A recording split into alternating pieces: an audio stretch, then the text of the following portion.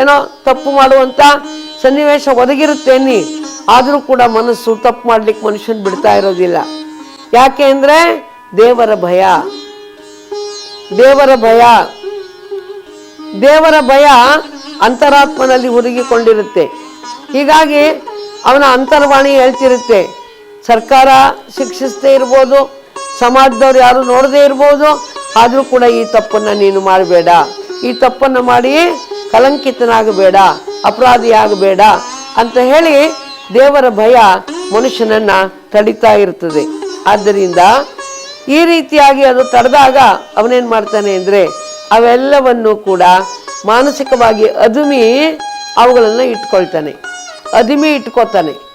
ಅದುಮಿ ಇಟ್ಕೊಂಡಾಗ ಅವೆಲ್ಲ ಎಲ್ಲಿಗೆ ಹೋಗ್ತಾವ್ರಿ ಅಂದ್ರೆ ಅನ್ಕಾನ್ಶಿಯಸ್ ಮೈಂಡ್, ಅಜಾಗೃತ ಮನಸ್ಸು ಅನ್ನುವಂಥ ಆ ಭಾಗಕ್ಕೆ, ಮನಸ್ಸಿನ ಆ ಭಾಗಕ್ಕೆ ಅವನ್ನೆಲ್ಲ ತಳ್ಳಿಬಿಡ್ತಾನೆ. ಈ ಮನಸ್ಸಿನಲ್ಲಿ 4 ಸ್ತರಗಳು ಬರ್ತಾವೆ. ಯಾವ್ಯಾವ್ರಿ ಅಂತಂದ್ರೆ, ಒಂದು ಜಾಗೃತ ಮನಸ್ಸು ಕಾನ್ಶಿಯಸ್ ಮೈಂಡ್, ಒಂದು ಜಾಗೃತ ಮನಸ್ಸು ಕಾನ್ಶಿಯಸ್ ಮೈಂಡ್, ಇನ್ನೊಂದು ಪ್ರೀ ಕಾನ್ಶಿಯಸ್ ಮೈಂಡ್.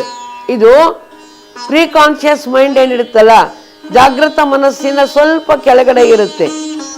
ಹೇಗೆ ಅಂತಂದ್ರೆ, ಈಗ ಕಾಲೇಜಿನಲ್ಲಿ ನೀವು ಪಾಠ ಓದ್ತಾ ಕೂತಿರ್ತೀರಾ ಅನ್ಕೊಳ್ಳಿ, ಫಿಸಿಕ್ಸ್ ಪಾಠವನ್ನು ಓದ್ತಾ ಇದ್ದೀರಾ. ಇವಾಗ ಫಿಸಿಕ್ಸ್ ಓದುವಾಗ ನೀವು ಹಿಂದೆ ಓದಿದಂಥ ಕೆಮಿಸ್ಟ್ರಿ ಎಲ್ಲಿದೆ ಅಂದ್ರೆ, ಆ ಕೆಮಿಸ್ಟ್ರಿ ಅದು ಪ್ರೀ ಕಾನ್ಶಿಯಸ್ ಮೈಂಡ್ ಅಲ್ಲಿ ಅಡಗಿಕೊಂಡಿರ್ತಾ ಇದೆ. ಇದಕ್ಕೆ ಒಂದು ಉದಾಹರಣೆಯನ್ನು ಕೊಡ್ಬೋದು ನೋಡ್ರಿ. ಒಂದು ನಾಟಕ ನಡೀತಾ ಇರುತ್ತೆ. ನಾಟಕದಲ್ಲಿ 1ನೇ ನಂಬರ್ ಸೀನ್, 2ನೇ ನಂಬರ್ ಸೀನ್, 3ನೇ ನಂಬರ್ ಸೀನ್ ಅಂತ ಇರುತ್ತೆ. 1ನೇ ನಂಬರ್ ಸೀನ್ ನಲ್ಲಿ ಇಷ್ಟು ಪಾತ್ರಗಳು ಬರಬೇಕು ಅಂತಿರುತ್ತೆ.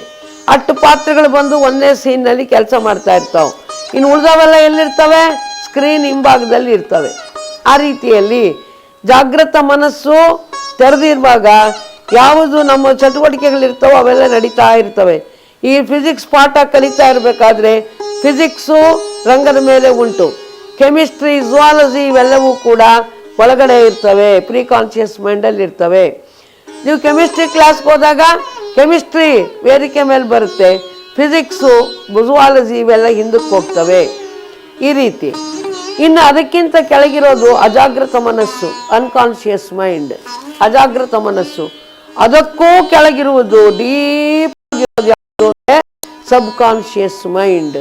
ಇದು ಸುಪ್ತ ಮನಸ್ಸು ಅಂತ ಕರೀತಾರೆ ಅದಕ್ಕೆ, ಸಬ್ ಕಾನ್ಶಿಯಸ್ ಮೈಂಡ್, ಸುಪ್ತ ಮನಸ್ಸು. ಅದು ಬಹಳ ಆಳ, it is very very very very deep. ಯಾವಾಗ ಆಸೆಗಳನ್ನ ಈ ಯಾವುದೇ ಕಾರಣಕ್ಕಾಗಿ ಕಾನೂನಿನ ಭಯದಿಂದಲೋ, ಸಾಮಾಜಿಕ ಅವಹೇಳನದ ಭಯದಿಂದಲೋ, ಅಥವಾ ದೇವರ ಭಯದಿಂದಲೋ ಅದಿಮಿ ಕಳಿಸಿದಾಗ ಅವು ಅಜಾಗೃತ ಮನಸ್ಸಿನಲ್ಲಿ ಹೋಗಿ ಕೂತಿರ್ತಾವೆ. ಅವು ಸತ್ತಿರೋದಿಲ್ಲ, ಆದರೆ ಔತ್ಕೊಂಡು ಕೂತಿರ್ತವೆ. ಇವುಗಳಿಗೆಲ್ಲ ತೃಪ್ತಿ ಆಗಬೇಕು, ಹೊರಗೆ ಬರಬೇಕು, ತೃಪ್ತಿ ಆಗಬೇಕು, ಹೊರಗೆ ಬಂದು ತೃಪ್ತಿ ಆಗಬೇಕು ಅನ್ನುವಂಥ ಹಂಬಲ ಇರ್ತಾ ಇದೆ. ಆಗ ಅವೇನು ಮಾಡ್ತಾ ಇದ್ದಾವೆ, ಮಲಗಿಕೊಂಡಾಗ ಜಾಗೃತ ಮನಸ್ಸು ನಿದ್ರಾವಶವಾಗುತ್ತೆ, ಇಂದ್ರಿಯಗಳೆಲ್ಲ ನಿದ್ರಾವಶವಾಗ್ತವೆ, ಜಾಗೃತ ಮನಸ್ಸು ನಿದ್ರಾವಶ ಆಗುತ್ತೆ. ಆವಾಗ ಈ ಎಲ್ಲ ಅತೃಪ್ತ ಬಯಕೆಗಳು ಮೆಲ್ಲನೆ ರಂಗದ ಮೇಲೆ ಬಂದು ಕನಸಿನ ರೂಪದಲ್ಲಿ ಗೋಚರವಾಗ್ತಾ ಇದ್ದಾವೆ. ಆದ್ದರಿಂದ ಅಜಾಗೃತ ಮನಸ್ಸಿದೆಯಲ್ಲ, ಜಾಗೃತ ಮನಸ್ಸಿಗಿಂತ 9 ಪಟ್ಟು ದೊಡ್ಡದಿರುತ್ತಂತ್ರಿ. ಈಗ ಒಂದು ಮಂಜುಗಡ್ಡೆಯನ್ನು ನೀರಲ್ಲೇ ಹಾಕಿದಾಗ ಮೇಲ್ಗಡೆ ತೇಲೋ ಭಾಗ ಸ್ವಲ್ಪ ಕಂಡ್ರೆ ಮುಳುಗಿರೋ ಭಾಗನೇ ಜಾಸ್ತಿ. ಈ ಬೆಣ್ಣೆನ ಉಂಡೆ ಮಾಡಿ ಮಜ್ಜಿಗೆಯಲ್ಲಿ ಹಾಕಿದ್ರೆ ಮೇಲ್ಗಡೆ ಕಾಣೋ ಭಾಗಕ್ಕಿಂತ ಕೆಳಗಡೆ ಮುಳುಗಿರೋ ಭಾಗನೇ ಜಾಸ್ತಿ. ಹಾಗೆ ಈ ಜಾಗೃತ ಮನಸ್ಸಿಗಿಂತ 9 ಪಟ್ಟದು ಅಜಾಗೃತ ಮನಸ್ಸು. ಅದಕ್ಕಾಗಿ ಅಲ್ಲಿ ಇರುವ ಈ ಸರಕು ಏನಾಗ್ತಾ ಇದೆ, ಯಾವಾಗ ಜಾಗೃತ ಮನಸ್ಸು ನಿದ್ರಾವಶವಾಗ್ತಾ ಇದೆಯಲ್ಲ, ಯಾರು ಹೇಳೋರು ಕೇಳೋರು ಇರೋದಿಲ್ಲ ನೋಡ್ರಿ, ಆವಾಗ ಅತೃಪ್ತ ಬಯಕೆಗಳೆಲ್ಲ ಹೊರಗಡೆ ಬಂದು ತೃಪ್ತಿಯಾಗುವಂಥ ಪ್ರಯತ್ನವನ್ನು ಮಾಡ್ತವೆ ಅನ್ನೋದನ್ನ ನಾವು ನೋಡ್ತಾ ಇದ್ದೇವೆ. ಹೀಗೆ ಕನಸುಗಳು ಮಾತ್ರವಲ್ಲ, ಈಗ ನಾಲ್ಗೆ ಜಾರೋದು ಅಂತ ಕರೀತಾರೆ. ಈಗ ನೀವು ನೋಡ್ರಿ ಎಷ್ಟೋ ಸಲ ನೀವೇನೋ ಮಾತಾಡ್ತಾ ಕೂತ್ಕೊಂಡಿರ್ತೀರ, ಆಮೇಲೆ ಇದ್ದಕ್ಕಿದ್ದಾಗೆ ಏನೋ ಒಂದು ಮಾತಾಡ್ಬಿಡ್ತೀರ. ಅವಾಗ ನಿಮ್ಮ ಎದುರಿಗಿರೋರ್ಗೆ ಆಶ್ಚರ್ಯ ಆಗುತ್ತೆ. ಏನ್ರಿ ಏನು ಮಾತಾಡಿದ್ರಿ ನೀವು, ಏನು ಸಂಬಂಧನೇ ಇಲ್ವಲ್ಲ ಹಂಗೆ ಮಾತಾಡಿದ್ರಿ ಇಂದಾಗ, ಅಯ್ಯೋ ಬಿಡ್ರಿ ನಾಲ್ಗೆ ಜಾರ್ತು ಕಣ್ರಿ ಅಂತ ಅಂತೀರಿ. ಅಂದರೆ ಅದರ ಅರ್ಥ ನಿಮ್ಮ ಮನಸ್ಸು ಬೇರೆ ಏನೋ ವಿಚಾರ ಮಾಡ್ತಾ ಇರುತ್ತೆ. ಹೊರಗಡೆ ನೀವು ಇನ್ನೊಬ್ರ ಜೊತೆಗೆ ಏನೋ ಮಾತಾಡ್ತಾ ಕೂತಿರ್ತೀರಿ, ಬಟ್ ನಿಮ್ಮ ಮನಸ್ಸು ಬೇರೆ ರೀತಿಯಲ್ಲಿ ವಿಚಾರ ಮಾಡ್ತಾ ಇರುತ್ತೆ. ಅದು ನಾಲ್ಗೆ ಜಾರಿ ಪಕ್ಕನೆ ಹೊರಗಡೆ ಬಂದ್ಬಿಡುತ್ತೆ. ಏನ್ರಿ, ಇದಕ್ಕೊಂದು ಭಾಳ ಒಳ್ಳೆ ಉದಾಹರಣೆ ಇದೆ. ಒಂದ್ಸಲ ಏನಾಯ್ತು ಅಂದರೆ, ಅನೇಕ ಜನ ಕೂಡಿದಂಥ ಒಂದು ಪಾರ್ಟಿ ನಡೀತಿತ್ತು, ಒಂದು ಕಾರ್ಯಕ್ರಮ, ಸಭೆ, ಒಂದು ಊಟದ ಸಮಾವೇಶ ನಡೀತಾ ಇತ್ತು. ಆಗ ಅದರಲ್ಲಿ ಇಬ್ಬರು ಹೆಣ್ಣು ಮಕ್ಕಳು ಬಂದರು. ಅದರಲ್ಲಿ ಒಬ್ಬ ಹೆಣ್ಣು ಮಗಳು ಹುಟ್ಟಿದ್ದು ಸೀರೆ ತುಂಬ ಚಂದಿತ್ತು, ಕಲರ್ ತುಂಬ ಚೆನ್ನಾಗಿತ್ತು. ತರುಣ ಒಬ್ಬನಿಗೆ ಆ ಬಣ್ಣ ತುಂಬ ಹಿಡಿಸ್ತು, ಆಕೆ ಉಟ್ಕೊಂಡಿರೋ ಸೀರೆ ಬಣ್ಣ ಭಾಳ ಹಿಡಿಸ್ತು. ಅವನಿಗೆ ಅವನ ಫ್ರೆಂಡ್ಗೆ ಹೇಳ್ಬೇಕು ಅಂತ ಅನ್ಕೊಂಡ ಅವನು, ಆ ಹೆಣ್ಮಗ್ಳು ಉಟ್ಕೊಂಡಿರೋ ಸೀರೆ ಬಣ್ಣ ಏನು ಚೆನ್ನಾಗೈತಪ್ಪ ಅಂತ ಹೇಳಬೇಕು ಅಂತ ಅವನಿಗೆ ಆಸೆ ಆಯಿತು. ಆದರೆ ಅವನಿಗೆ ಅದಂಗೆ ಹೇಳೋದು, ಶಿಷ್ಟಾಚಾರ ಬೇಡವಾ, ಯಾರೋ ಪರಸ್ತ್ರೀ ಉಟ್ಕೊಂಡಿರೋ ಅಂಥ ಸೀರೆ ಇದು ಕಾಮೆಂಟ್ಸ್ ಮಾಡಿದ್ರೆ ಇವನೆಂಥ ಅಸಭ್ಯ ವ್ಯಕ್ತಿಯಪ್ಪ ಅಂಥೇಳಿ ಸಭ್ಯರ ಒಂದು ಕಾರ್ಯಕ್ರಮದಲ್ಲಿ ಹಿಂಗೆ ಮಾತಾಡೋದು ಅಸಹ್ಯ ಅಂದ್ಕೊಂಡು ಅವನೇನು ಮಾಡಿದ, ತನ್ನ ಆಸೆಯನ್ನು ಅದುಮಿ ಇಟ್ಕೊಂಡ. ಸ್ವಲ್ಪ ಹೊತ್ತಿನ ಮೇಲೆ ತಿಂಡಿ ಎಲ್ಲ ಕೊಟ್ಟ ನಂತರ ಏನು ಮಾಡಿದ್ರು, ಟೀ ತಗೊಂಡು ಬಂದರು, ಟೀ ಕೊಟ್ಟಾಗ ಇವನೇನಂದ, ಟೀ ಬಣ್ಣ ಭಾಳ ಮಸ್ತದ ನೋಡೋ ಅಂತಂದ. ಟೀ ಬಣ್ಣ ಭಾಳ ಮಸ್ತದೆ ನೋಡು ಅಂದ. ಅಂದ ತಕ್ಷಣ ಉಳಿದವರೆಲ್ಲ ಅಂದರು, ಟೀ ಬಣ್ಣ ಹೆಂಗಿರುತ್ತಪ್ಪ, ಎಲ್ಲರಿಗೂ ಒಂದೇ ಥರ ಇರುತ್ತಲ್ವ ಟೀ, ಅದು ಹೆಂಗಿರುತ್ತೆ ಅಂದ. ಆವಾಗ ಇವನ ಜೊತೆ ಕೂತ್ಕೊಂಡಿದ್ನಲ್ಲ, ಅವನಿಗಿದು ಗೊತ್ತಿತ್ತು, ಅವನನ್ನು ಗಮನಿಸ್ತಾ ಇದ್ದ, ಇವನು ಹಗಲೆಲ್ಲ ಹೆಣ್ಮಗಳು ನೋಡೋದು, ಸೀರೆ ನೋಡೋದು. ಆವಾಗ ಇವನಂದ, ನಿನ್ನ ಬಣ್ಣದ ಬಣ್ಣ ಬಯಲಾಯ್ತು ಬಿಡು ಅಂತಂದ. ನಿನ್ನ ಬಣ್ಣದ ಬಣ್ಣ ಏನು ಅಂತೇಳಿ ನಮಗೆಲ್ಲ ಗೊತ್ತಾಯ್ತು ಅಂತಂದ. ಅಂದರೆ ಏನೋ ಒಂದು ಬಾಯಿ ತಪ್ಪಿ ಮಾತಾಡಿದ್ವಿ ಅಂತ ತಿಳ್ಕೊಂಡು ಅಂತೀವಲ್ಲ, ಬಾಯಿ ತಪ್ಪಿ ಅಲ್ಲ, ಅಜಾಗೃತ ಮನಸ್ಸು ಆ ರೀತಿ ವಿಚಾರ ಮಾಡ್ತಾ ಇರುತ್ತೆ. ಅದು ನಮಗೆ ಗೊತ್ತಿಲ್ದಂಗೆ ನಾಲ್ಗೆ ಜಾರಿ ಹೊರಗಡೆ ಬರ್ತಾ ಇರುತ್ತೆ. ಆದ್ದರಿಂದ ಅಜಾಗೃತ ಮನಸ್ಸಿನೊಳಗಿರುವ ಬಯಕೆಗಳನ್ನು ಹೊರಕ್ಕೆ ಆಗುವ ಕ್ರಿಯಾರೂಪವೇ ಕನಸು. ಕನಸಿನ ಡೆಫಿನೇಷನ್ ಏನಪ್ಪಾ ಅಂದ್ರೆ, ಅಜಾಗೃತ ಮನದೊಳಗಿರುವ ಬಯಕೆಗಳನ್ನು ಹೊರಕ್ಕೆ ಹಾಕುವ ಕ್ರಿಯಾರೂಪವೇ ಕನಸು.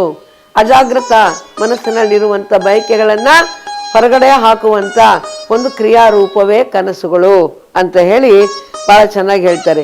ಹೀಗೆ ಅನೇಕ ಆಸೆ ಆಕಾಂಕ್ಷೆಗಳು ಪೂರ್ಣವಾಗಬೇಕು ಅಂತ ಹೇಳಿ ಹಾತೊರಿತಾ ಇರ್ತವೆ. ಈ ರೀತಿ ಹಾತೊರಿಬೇಕಾದ್ರೆ ಅದಕ್ಕೆಲ್ಲ ಇರೋಂಥ ಒಂದು ಅವಕಾಶವೇ ಒಂದು ನಿದ್ರೆ. ಒಂದ್ಸಲ ಒಬ್ಬ ಹೆಣ್ಮಗಳಿಗೆ ಏನಾಯ್ತು, ಹೀಗೆ ಓದ್ಲು, ಗಂಡನ ಅಲ್ಲಿ ಒಂದು ಅಂಗಡಿ ಮುಂದೆ ಒಂದು ಹೊಸ ಸೀರೆ ಬಂದಿತ್ತು, ಅದರದ್ದು ಡಿಸೈನು ಬಣ್ಣ ತುಂಬ ಹಿಡಿಸ್ತು. ಆಗ ಆಕೇನು ಮಾಡಿದ್ಲು, ಮನೆಗೆ ಹೋಗಿ ಗಂಡನಿಗಂದ್ಲು, ಏನ್ರಿ ನೀವು ನಿಜವಾಗಿಯೂ ನನ್ನ ಪ್ರೀತಿ ಮಾಡ್ತೀರಾ ಅಂತಂದ್ರು.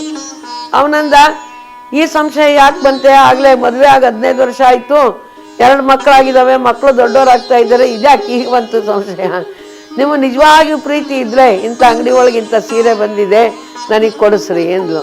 ಅಂದಾಗ ಅವನಂದ, ಎಲ್ಲಿ ಭಾಳ ತೊಂದರೆ ಕಣೆ, ಒಂದೊಂದು ತಿಂಗಳ ಸಂಬಳನ ಆ ತಿಂಗಳ ಖರ್ಚಿಗೆ ನಾನು ಅಡ್ಜಸ್ಟ್ ಮಾಡಬೇಕಾದ್ರೆ ಕಷ್ಟ, ಸೀರೆ ಎಲ್ಲಿಂದ ಕೊಡಿಸ್ಲಿ ಇಂದ ಮುನಿಸ್ಕೊಂಡು ಅಡುಗೆನೂ ಮಾಡ್ದೇನೆ ಮಲ್ಕೊಂಡ್ಬಿಟ್ಲು. ಈಗ ಅವಳಿಗೇನಾಗೋಯ್ತು, ಸೀರೆಯನ್ನು ತಗೋಬೇಕು ಅನ್ನೋ ಆಸೆ ಹಂಗೆ ಉಳ್ಕೊಂಡ್ಬಿಡ್ತು. ರಾತ್ರಿ ಕನಸು ಬಿತ್ತು. ಆ ಕನಸಿನಲ್ಲಿ ಅಂಗಡಿಗೆ ಹೋಗಿದ್ದಾಳೆ, ದೊಡ್ಡ ಸೀರೆ ಅಂಗಡಿ, ಅಲ್ಲಿ ಆ ಸೀರೆ ನೋಡ್ತೀನಿ, ಈ ಸೀರೆ ನೋಡ್ತೀನಿ ಅಂತೇಳಿ ತೆಗೆದು ತೆಗೆದು ತೆಗೆದು ಎಲ್ಲವನ್ನು ಕೆಳಗೆ ಹಾಕಿಸ್ತಾ ಇದ್ದಾಳೆ. ಒಂದಿಷ್ಟು ದೊಡ್ಡದು ಒಂದಲ್ಲ, 10 ಸೀರೆಗಳದ್ದು ಪ್ಯಾಕೆಟ್ ಕಟ್ಸ್ಕೊತಾ ಇದ್ದಾಳೆ. ಈಗ ಅವನಿಗೆ ದುಡ್ಡು ಕೊಡಬೇಕು, ಪರ್ಸ್ ತೆಗಿತಾಳೆ, ಪರ್ಸಲ್ಲಿ ದುಡ್ಡೇ ಇಲ್ಲ. ಈ ರೀತಿಯಾದ ಒಂದು ಕನಸು ಬಿತ್ತು. ಈ ಕನಸು ಯಾಕೆ ಬಿತ್ತು? ಅವಳು ಮನಸ್ಸಿನಲ್ಲಿ ಸೀರೆಗಳು ಕೊಂಡ್ಕೋಬೇಕು ಅನ್ನೋ ಆಸೆ ಇತ್ತಲ್ಲ, ಈ ಆಸೆ ತೃಪ್ತಿ ಆಗಿರ್ಲಿಲ್ವಲ್ಲ, ಇದು ಕನಸಿನ ರೂಪದಲ್ಲಿ ವ್ಯಕ್ತವಾಗಿದೆ ಅನ್ನೋದನ್ನ ನಾವು ಕಾಣ್ತಾ ಇದ್ದೇವೆ. ಈ ರೀತಿ ಅಜಾಗೃತ ಮನಸ್ಸಿನಲ್ಲಿರುವಂಥ ಆಸೆಗಳು ಕನಸಿನ ರೂಪದಲ್ಲಿ ಬರ್ತವೆ ಅನ್ನೋದಕ್ಕೆ ಅನೇಕ ಉದಾಹರಣೆಗಳನ್ನು ನೋಡಿದ್ವಿ. ಇನ್ನು ದೈಹಿಕ ಕಾರಣಗಳಿಗೋಸ್ಕರನೂ ಕೂಡ ಕನಸು ಬೀಳೋದುಂಟು. ದೈಹಿಕ ಕಾರಣ ಏನ್ರಿ, ಫಿಸಿಕಲ್ ಆ್ಯಂಡ್ ಫಿಸಿಯೋಲಾಜಿಕಲ್ ರೀಸನ್ಸ್. ಹೇಗೆ ಅಂತಂದರೆ, ಈಗ ಒಬ್ಬ ಹೊದ್ಕೊಂಡು ಮಲ್ಕೊಂಡಿರ್ತಾನೆ, ಕೆಲವರು ತುಂಬ ಒದ್ದಾಡ್ತಾ ಇರ್ತಾರೆ ಏನ್ರಿ, ಹೊದ್ಕೊಂಡು ಮಲಗಿರ್ತಾನೆ. ಒದ್ದಾಡ್ತಾ ಏನಾಗುತ್ತೆ ಅಂದರೆ ಹೊದ್ಕೊಂಡಿದ್ದೆಲ್ಲವೂ ಸರ್ಕೊಂಡು ಬಿಡುತ್ತೆ ಅಂತ ತಿಳ್ಕೊಳ್ಳಿ. ಆಗ ಅವನಿಗೊಂದು ಕನಸು ಬೀಳುತ್ತೆ. ಆ ಕನಸಿನಲ್ಲಿ ಅವನು ಬತ್ತಲೆ ಆದಂತೆ, ಅವನು ನಿರ್ವಾಣ ಆದಂತೆ ಅವನಿಗೆ ಕನಸು ಬೀಳ್ತಾ ಇರುತ್ತೆ. ಆಮೇಲೆ ಈ ಗ್ಯಾಸ್ಟ್ರಿಕ್ ಟ್ರಬಲ್ ಇದ್ದಂಥವರಿಗೆ ಏನ್ರಿ, ಗ್ಯಾಸ್ ತೊಂದರೆಗಳಿದ್ದು ಗ್ಯಾಸ್ಟ್ರಿಕ್ ಟ್ರಬಲ್ ಇರೋವಂಥವ್ರು ಆಕಾಶದಲ್ಲೆಲ್ಲ ರೆಕ್ಕೆ ಕಟ್ಕೊಂಡು ಹಾರಾಡ್ದಂಗೆ ಕನಸು ಬೀಳುತ್ತಂತೆ. ಗ್ಯಾಸ್ ತೊಂದರೆ ಇದ್ದವರಿಗೆ ಆಕಾಶದಲ್ಲಿ ಮೇಲೆ ಹಾರಾಡ್ತಾ ಇರೋ ರೀತಿಯಲ್ಲಿ ಕನಸು ಬೀಳ್ತಾ ಇರುತ್ತಂತೆ. ಆಮೇಲೆ ಹೃದಯ ದೋಷ ಇರುವಂಥವ್ರಿಗೂ ಕೂಡ ಅನೇಕ ರೀತಿಯ ಕನಸುಗಳನ್ನು ಬೀಳ್ತಾ ಇರುತ್ತಂತೆ. ಆಮೇಲೆ ಈ ಕೆಲವು ಕನಸುಗಳು ನೇರವಾಗಿ ಬೀಳ್ತವೆ, ಇನ್ನು ಕೆಲವು ಕನಸುಗಳು ರೂಪಾಂತರ ಹೊಂದಿ ಬೀಳ್ತಾವಂತೆ. ಕೆಲವು ಕನಸುಗಳು ನೇರವಾಗಿ ಬೀಳ್ತವೆ, ಇನ್ನು ಕೆಲವು ರೂಪಾಂತರ ಹೊಂದಿ ಬೀಳ್ತಾವೆ. ವಿಕೃತವಲ್ಲದೆ ಇರುವಂಥ ಸಹಜವಾದ ಬಯಕೆಗಳಿದ್ರೆ ಅವು ರೂಪಾಂತರವನ್ನು ಹೊಂದೋದಿಲ್ಲ ಏನ್ರಿ. ಇದಕ್ಕೆ ಒಂದು ಉದಾಹರಣೆಯನ್ನು ಕೊಡ್ಬೋದು. ಏನು ಅಂದರೆ, ಈಗ ಒಂದು ಮಗು ಇತ್ತು, ಒಬ್ಬ ಹುಡುಗ ಇದ್ದ, ಒಂದು 5-6 ವರ್ಷದ ಹುಡುಗ ಇದ್ದ. ಒಂದಿನ ಸ್ಕೂಲ್ಗೆ ಹೋಗಿ ಮನೆಗೆ ಬರ್ತಾ ಇದ್ದ. ಬರುವಾಗ ಒಂದು ಚಿಕ್ಕ ನಾಯಿ ಮರಿ ತಾಯಿ ಹತ್ರ ತಪ್ಪಿಸ್ಕೊಂಡು ಅಲ್ಲೇ ಬೀದಿಯಲ್ಲಿ ಬರ್ತಾ ಇತ್ತು. ಮಕ್ಕಳಿಗೆ ನಾಯಿ ಮರಿ ಕಂಡ್ರೆ, ಬೆಕ್ಕಿನ ಮರಿ ಕಂಡ್ರೆ ತುಂಬ ಇಷ್ಟ. ಅವು ಕಾಟ ಆಡೋದಕ್ಕೆ ಭಾಳ ಇಷ್ಟಪಡ್ತಾವೆ. ಇವನೇನು ಮಾಡಿದ ಹುಡುಗ, ಆ ನಾಯಿ ಮರಿನ ಕೈಯಲ್ಲಿ ತಗೊಂಡು ಮನೆಗೆ ಬಂದು ಅಮ್ಮ ಒಂದು ಸ್ವಲ್ಪ ಹಾಲು ಕೊಡಮ್ಮ, ನಾನೊಂದು ಮರಿ ತಂದಿದ್ದೀನಿ ಅಂತಂದ. ಆ ಹುಡುಗನ ಅಜ್ಜ ಇದ್ನಲ್ಲ, ಅವನು ಭಾಳ ಮಡಿವಂತ, ಭಾಳ ಕರ್ಮಠ. ಇದೆಲ್ಲ ಮುಟ್ಕೋಬಾರ್ದು, ಮೈಲಿಗೆ ಆಗುತ್ತೆ ಅಂತೇಳಿ ಅವನು ಆ ಥರ ನಂಬಿಕೆ ಇದ್ದಂಥ ಅಜ್ಜ. ಆಗ ಅವನೇನು ಮಾಡ್ದ, ಹುಡುಗನಿಗೆ ಚೆನ್ನಾಗಿ ಹೊಡೆದ, ಮೈಲಿಗೆ ಮಾಡಿಬಿಟ್ಟ. ಬಂದು ನೀನು ಆ ನಾಯಿ ಮರಿನಾಗ ತಗೊಂಡು ಬಂದದ್ದು ನಮ್ಮ ಮನೆಗೆ ಅವೆಲ್ಲ ಹೊಂದಿಕೆ ಆಗೋದಿಲ್ಲ ಅಂದ. ಅವನ್ನ ಚೆನ್ನಾಗಿ ಹೊಡೆದ್ಬಿಟ್ಟು ಹೋಗಿ ಆ ನಾಯಿ ಮರಿನ ಹೋಗಿ ರಸ್ತೆಗೆ ಬಿಟ್ಬಿಡು ಅಂತ ತಿಳ್ಕೊಂಡು ರಸ್ತೆಗೆ ಬಿಡಿಸ್ಬಿಟ್ಟು ಏನು ಮಾಡ್ದ, ಈ ಹುಡುಗನಿಗೆ ಸ್ನಾನ ಮಾಡಿಸಿ ಒಳಗೆ ಕರ್ಕೊಂಡ.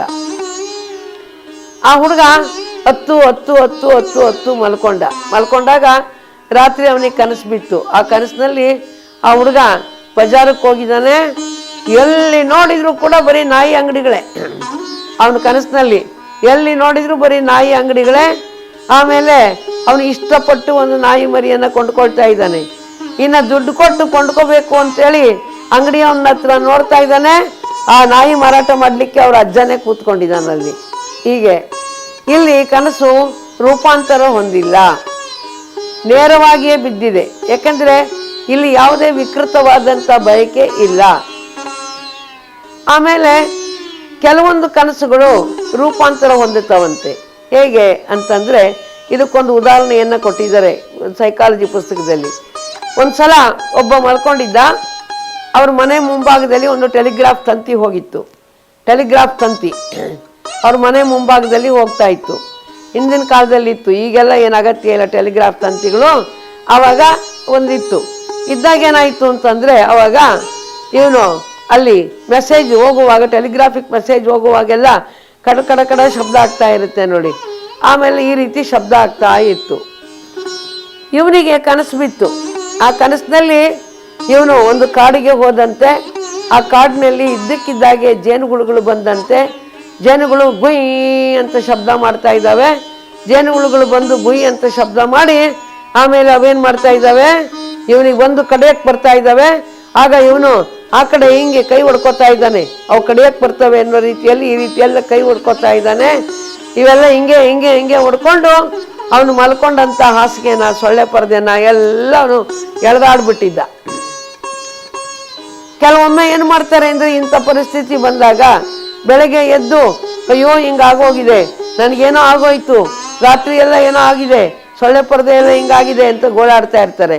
ಅದಕ್ಕೆ ಕಾರಣ ಹುಡುಕಿದ್ರೆ ಆ ಟೆಲಿಗ್ರಾಫಿಕ್ ತಂತಿ ಶಬ್ದ ಇತ್ತಲ್ಲ, ಅದಕ್ಕೂ ಆ ಜೇನು ಹುಳುವಿನ ಶಬ್ದಕ್ಕೂ ಎರಡಕ್ಕೂ ಸಾಮ್ಯ ಇರೋದನ್ನು ನಾವು ಕಾಣ್ತಾ ಇದ್ದೀವಿ. ಜೇನು ಹುಳುವಿನ ಶಬ್ದಕ್ಕೂ ಟೆಲಿಗ್ರಾಫ್ ತಂತಿಗೂ ಸಾಮ್ಯ ಇರೋದನ್ನು ನಾವು ಕಾಣ್ತಾ ಇದ್ದೇವೆ.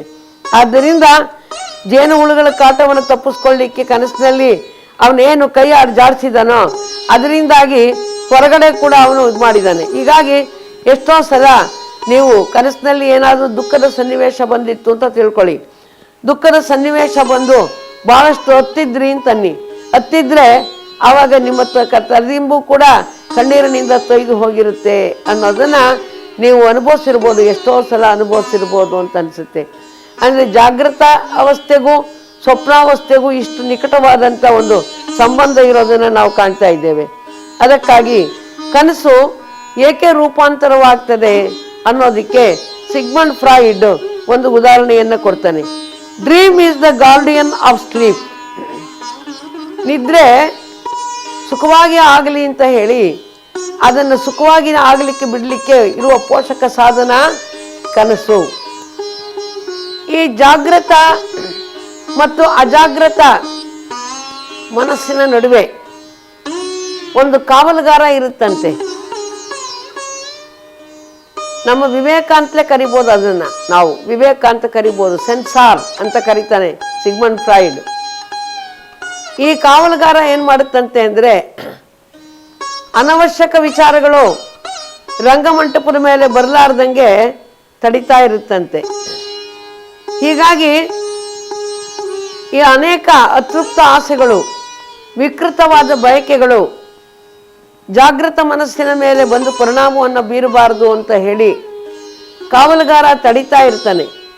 ಅದಕ್ಕಾಗಿ ಅವು ಕೆಲವೊಮ್ಮೆ ರೂಪಾಂತರ ಹೊಂದಿ ಗುರುತು ಸಿಗದಂತೆ ಬಂದು ಕನಸಿನ ರೂಪದಲ್ಲಿ ತೃಪ್ತಿ ಆಗ್ತಾ ಇದ್ದಾವೆ ಅನ್ನುವಂಥ ಮಾತನ್ನ ಹೇಳ್ತಾ ಇದ್ದಾನೆ ಸಿಗ್ಮಂಡ್ ಫ್ರಾಯ್ಡ್.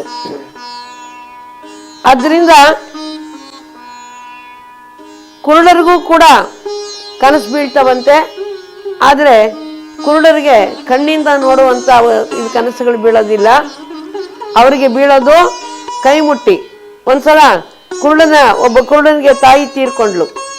ಕುರುಡನ ತಾಯಿ ತೀರ್ಕೊಂಡಾಗ ಇನ್ನು ತನ್ನ ತಾಯಿ ತೀರ್ಕೊಂಡಿದ್ದಾಳೆ ಅನ್ನೋದು ಹೇಗೆ ಅವನಿಗೆ ಗೊತ್ತಾಯಿತು ಅಂದರೆ, ತಾಯಿಯ ಶವವನ್ನು ಮುಟ್ಟಿ ನೋಡ್ದ, ತಣ್ಣಗಾಗಿತ್ತು, ಅದಕ್ಕಾಗಿ ತಾಯಿ ತೀರ್ಕೊಂಡ್ಲು ಅಂತ ಹೇಳಿ ಗೊತ್ತಾಯಿತು. ಗಂಡು ಮಕ್ಕಳಿಗಿಂತ ಹೆಣ್ಣು ಮಕ್ಕಳಿಗೆ ಹೆಚ್ಚು ಕನಸುಗಳು ಬೀಳ್ತಾವಂತೆ.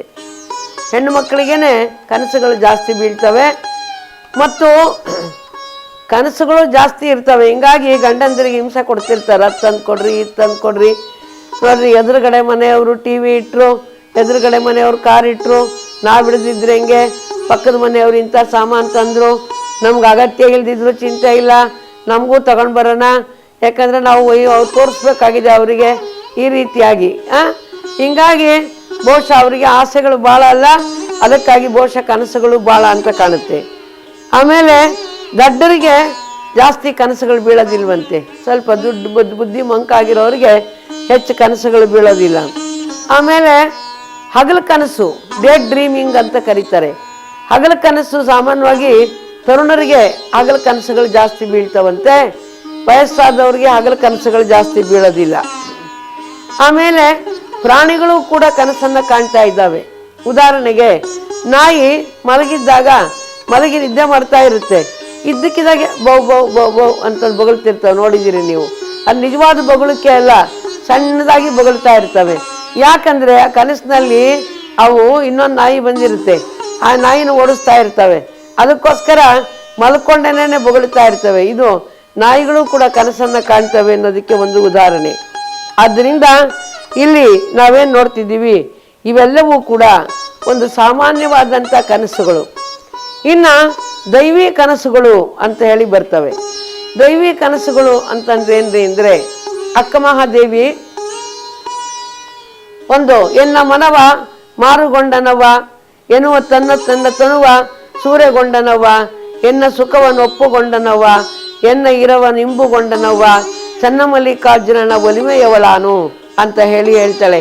ಹೀಗೆ ಸರ್ವಾಂಗದಲ್ಲೂ ಚನ್ನಮಲ್ಲಿಕಾರ್ಜುನನನ್ನೇ ತುಂಬಿಕೊಂಡು ಹಗಲು 4 ಜಾವ ಚನ್ನನ ಧ್ಯಾನ, 4 ಜಾವ ಚನ್ನಮಲ್ಲಿಕಾರ್ಜುನನ ಧ್ಯಾನ, ಈ ರೀತಿಯಾಗಿ ಅಕ್ಕ ಮಹಾದೇವಿ ಕಾಲವನ್ನು ಕಳೀತಾ ಇರಬೇಕಾದ್ರೆ ಒಂದು ದಿನ ಅಕ್ಕ ಮಹಾದೇವಿಗೆ ಕನಸು ಬಿತ್ತು. ಅವ್ರ ಕಡೆ ಹೇಳ್ತಾ ಇದ್ದಾಳೆ, ಅಕ್ಕ ಕೇಳವ್ವ ನಾನೊಂದು ಕನಸ ಕಂಡೆ, ಅಕ್ಕ ಕೇಳವ್ವ ನಾನೊಂದು ಕನಸ ಕಂಡೆ, ಅಕ್ಕಿ ಅಡಕೆ ತೆಂಗಿನ ಕಾಯ ಕಂಡೆ, ಚಿಕ್ಕ ಚಿಕ್ಕ ಜರೆಗಳ ಸುಲಿಪೊಲ್ಲ ಗೊರವನು ಭಿಕ್ಷಕ್ಕೆ ಬಂದುದ ಕಂಡೆನವ್ವ, ಮಿಕ್ಕು ಮೀರಿ ಹೋಗನ ಬೆಂಬತ್ತಿ ಕೈ ಬಿಡಿದೆನು, ಚನ್ನಮಲ್ಲಿಕಾರ್ಜುನನ ಕಂಡು ಎನ್ನ ಕಣ್ದೆರೆದೆನು. ಒಂದು ಕನಸು ಬಿದ್ದಿದೆ.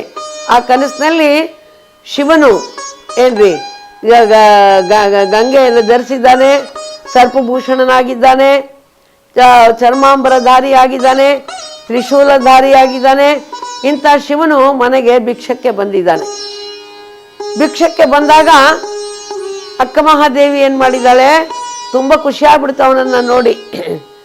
ಅವನು ಒಂದು ಲಿಂಗಮ್ಮ ತಾಯಿ ಆಕೆಗೆ ಅಕ್ಕಿಯನ್ನು ಹಾಕ್ಲಿಕ್ಕೆ ಅಂತ ತಗೊಂಡೋಗಿದ್ದಾಳೆ ಭಿಕ್ಷಕ್ಕೆ. ಅವನು ಕೈ ತೋರಿಸ್ತಾ ಇದ್ದಾನೆ, ಇಲ್ಲ ಇಲ್ಲ ಈ ಭಿಕ್ಷೆ ಎಲ್ಲ ನನಗೆ ಬೇಕಾಗಿರೋದು ಆ ಭಿಕ್ಷೆ ಅಂತ ಅಕ್ಕ ಮಹಾದೇವಿ ಬಾಗಿಲಲ್ಲಿ ನಿಂತಿದ್ದಾಳೆ. ಅವಳನ್ನು ಕೈ ತೋರಿಸ್ತಾ ಇದ್ದಾನೆ. ತುಂಬ ಸಂತೋಷ ಆಗೋಯ್ತು ಅಕ್ಕ ಮಹಾದೇವಿಗೆ. ಅಕ್ಕನ್ನು ಕೇಳವ್ವ ನಾನೊಂದು ಕನಸ ಕಂಡೆ, ಅಕ್ಕಿ ಅಡಕೆ ತೆಂಗಿನಕಾಯಿ ಕಂಡೆ. ತಾಯಿ ಅಕ್ಕಿ ತಂದಿದ್ದಾಳೆ, ಎಲೆ ಅಡಿಕೆ ಇಟ್ಕೊಂಡಿದ್ದಾಳೆ, ತೆಂಗಿನಕಾಯಿ ಇಟ್ಟಿದ್ದಾಳೆ. ಇವೆಲ್ಲ ಭಿಕ್ಷೆ ಕೊಡ್ಲಿಕ್ಕೋಸ್ಕರ ಅಂತ ಇಟ್ಕೊಂಡು ತಾಯಿ ಹೊರಗಡೆ ತಗೊಂಡು ಬಂದಿದ್ದಾಳೆ. ಇವೆಲ್ಲ ಮಂಗಳ ದ್ರವ್ಯಗಳು, ಏನು ಮಂಗಳ ದ್ರವ್ಯಗಳು. ಆಮೇಲೆ ಚಿಕ್ಕ ಚಿಕ್ಕ ಜಡೆಗಳ ಸುಲಿಪಲ್ಲ ಗೊರವನು ಜಟಾಧಾರಿಯಾದಂಥ ಶಿವ ಬಂದು ನಿಂತಿದ್ದಾನೆ. ಅವನು ಏನು ಮಾಡ್ತಾ ಇದ್ದಾನೆ, ಮಿಕ್ಕು ಮೀರಿ ಹೋಗನ ಬೆಂಬತ್ತಿ ಕೈ ಬಿಡಿದನು. ನಂತರ ಅವನು ವಾಪಸ್ ಹೋಗ್ತಾ ಇದ್ದಾನೆ. ಹೋಗುವಾಗ ಹೋಗಿ ಅಕ್ಕಮಹಾದೇವಿ ಕೈ ಹಿಡಿತಾ ಇದ್ದಾಳೆ. ಅಷ್ಟರೊಳಗೆ ಥಟ್ಟನೆ ಎಚ್ಚರವಾಗ್ತಾ ಇದೆ, ಇದು ಕನಸು ಅಂತ ಹೇಳಿ ಆಕೆಗೆ ಭ್ರಾಂತಿ ನಿವಾರಣೆ ಆಗ್ತಾ ಇದೆ. ಇದು ಒಂದು ಕನಸು. ಇಂಥ ಕನಸಿಗೆ ಏನಂತ ಕರೀತಾರೆ ಅಂದರೆ ಡಿವೈನ್ ಡ್ರೀಮ್ ಅಂತ ಕರೀತಾರೆ. ದೈವಿ ಕನಸುಗಳು, ಡಿವೈನ್ ಡ್ರೀಮ್ಸ್. ಯಾಕೆ ಅಂದರೆ ಸಾಮಾನ್ಯವಾದ ಲೌಕಿಕ ಜನ ಬರೀ ಲೌಕಿಕ ವಿಚಾರಗಳನ್ನು ಮಾಡ್ತಾ ಇರ್ತಾರೆ. ಅಕ್ಕಮಹಾದೇವಿ ಅಂತ ಪಾರಮಾರ್ಥಿಕರು ಪಾರಮಾರ್ಥಿಕ ವಿಚಾರಗಳನ್ನು ಮಾಡ್ತಾ ಇರ್ತಾರೆ. ಅದಕ್ಕೋಸ್ಕರ ಅಂಥ ಕನಸುಗಳನ್ನು ಅವರು ಕಾಣ್ತಾ ಇರ್ತಾರೆ. ಇದು ದೈವಿ ಕನಸುಗಳು, ಉತ್ತಮವಾದ ವಿಚಾರಗಳು ಕನಸಿನ ರೂಪದಲ್ಲಿ ವ್ಯಕ್ತವಾಗ್ತಾ ಇರ್ತವೆ. ದೇವರಿಗೆ ಸಂಬಂಧಪಟ್ಟಂಥ ಕನಸುಗಳು ಅವು. ಇನ್ನ ಭವಿಷ್ಯ ಸೂಚಕ ಕನಸುಗಳು ಅಂತ ಬರ್ತವೆ. ಭವಿಷ್ಯ ಸೂಚಕ ಕನಸುಗಳು, ಭವಿಷ್ಯ ಸೂಚಕ ಕನಸುಗಳು ಅಂತಂದ್ರೆ ಏನಪ್ಪಾ ಅಂದ್ರೆ ಮುಂದಿನ ಒಂದು ಭವಿಷ್ಯವನ್ನ ಅವು ಹೇಳ್ತಾ ಇರ್ತವೆ. ಈಗ ಉದಾಹರಣೆಗೆ ನೀವು ಕೇಳಿರ್ಬೋದೇನೋ, ಅಬ್ರಹಾಂ ಲಿಂಕನ್ ಅಮೆರಿಕಾದ ರಾಷ್ಟ್ರಾಧ್ಯಕ್ಷ. ಈ ಅಬ್ರಹಾಂ ಲಿಂಕನ್ ಅವರು ಒಬ್ಬ ದುಷ್ಟನ ಒಂದು ಬಂದೂಕಿನ ಗುಂಡಿಗೆ ಬಲಿಯಾದರು. ಅದಕ್ಕಿಂತ ಹಿಂದಿನ ದಿನ ಅವ್ರಿಗೊಂದು ಕನಸು ಬಿತ್ತು. ಏನ್ರಿ ಕನಸು ಬಿತ್ತು. ಆ ಕನಸಿನಲ್ಲಿ ಏನಾಯಿತು ಅಂತಂದ್ರೆ, ಅವರು ತಮ್ಮ ಮಲಗುವ ಕೋಣೆಯಿಂದ ಎದ್ದು ಹೊರಗೆ ಬಂದು ನಿಂತಿದ್ದಾರೆ. ಶವಪೆಟ್ಟಿಗೆಯನ್ನು ಹೊತ್ತುಕೊಂಡು ಸರ್ಕಾರಿ ಗೌರವದೊಡನೆ ಸೈನಿಕರು ಮುಂದಕ್ಕೆ ಹೋಗ್ತಾ ಇದ್ದಾರೆ.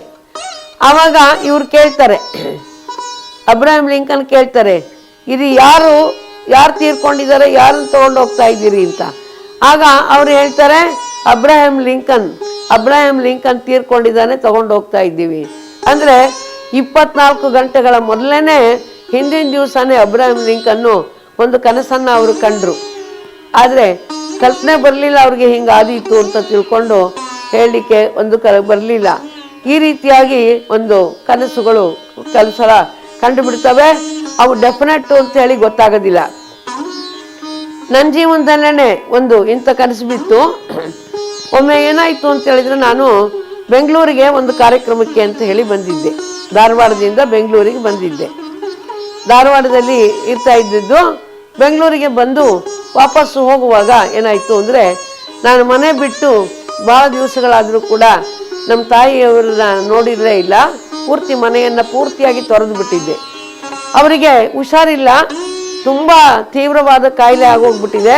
ಅದಕ್ಕೋಸ್ಕರ ಅವರು ತುಂಬ ನೆನೆಸ್ತಾ ಇದ್ದಾರೆ ಅಂತ ಹೇಳಿ ಗೊತ್ತಾಗಿ ಒತ್ತಾಯ ಮಾಡಿ ನನಗೆ ನೀವು ಬಂದು ಹೋಗು, ಒಂದ್ಸಲನಾದರೂ ಬಂದು ಹೋಗು, ಒಂದ್ಸಲನಾದ್ರೂ ಬಂದು ಹೋಗು ಅಂತ ಹೇಳಿದರು.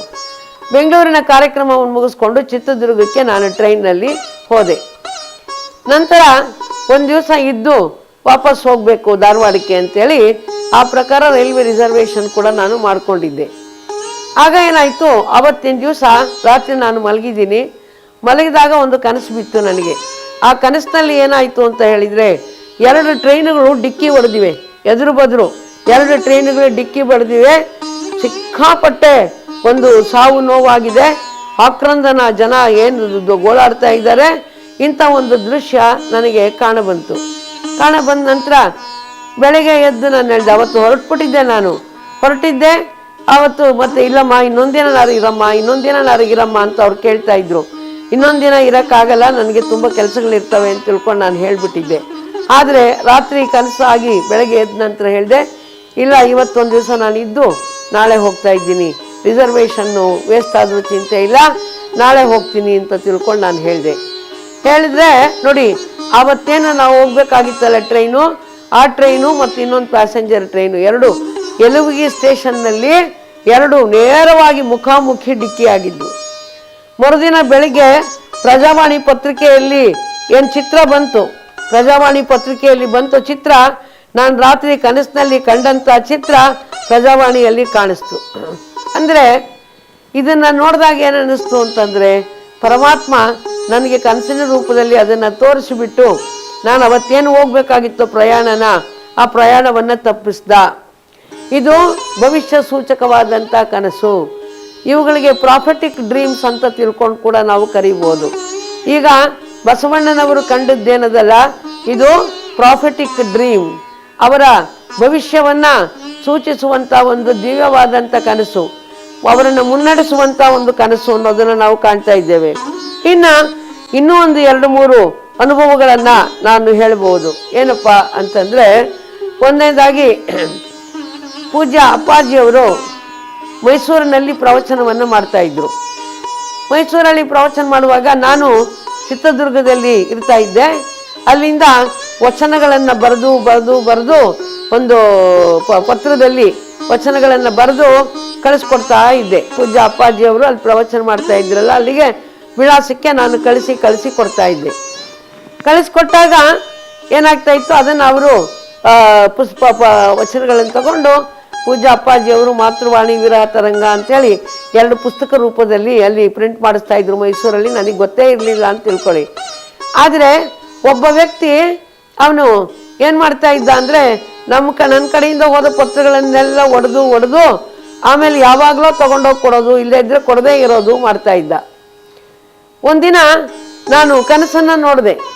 ಆ ಕನಸಿನಲ್ಲಿ ಗೊತ್ತಾಯಿತು ನನಗೆ ಯಾವ ವ್ಯಕ್ತಿ ಅಂತೇಳಿ. ಆವಾಗ ನಾನು ಆ ವ್ಯಕ್ತಿ ಯಾರು ಅಂತ ಕೂಡ ನನಗೆ ಗೊತ್ತಿಲ್ಲ.